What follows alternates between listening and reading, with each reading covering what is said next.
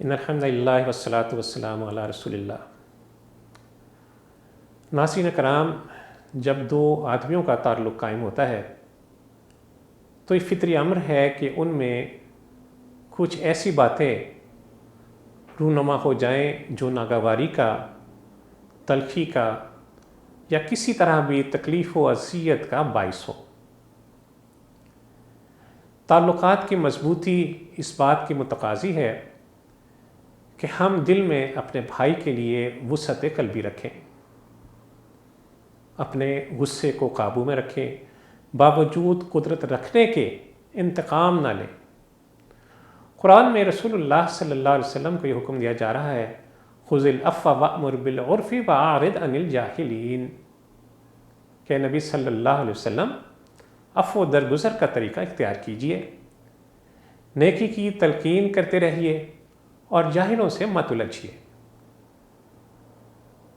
جب بھی بھائی سے کوئی تکلیف پہنچے تو پہلی بات کہ اپنے غصے پر قابو رکھیے، ورنہ تعلقات کی خوشگواری میں بڑی دراڑ آنے کا اندیشہ ہے۔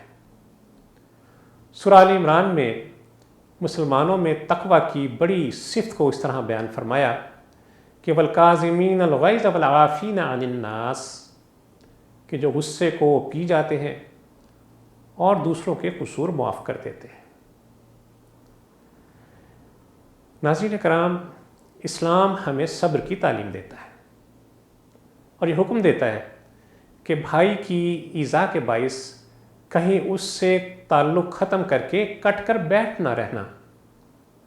رسول اللہ صلی اللہ علیہ وسلم نے فرمایا، اور عبداللہ ابن عمر رضی اللہ تعالیٰ عنہما اس کے راوی ہیں، آپ صلی اللہ علیہ وسلم نے فرمایا کہ وہ مسلمان جو لوگوں میں ملا جلا رہے، ان کی ایذاؤں پر، ان کی تکالیف پر صبر کرے، اس مسلمان سے بہتر ہے جو ملنا جلنا چھوڑ دے اور ایذاؤں پر، تکالیف پر صبر نہ کرے۔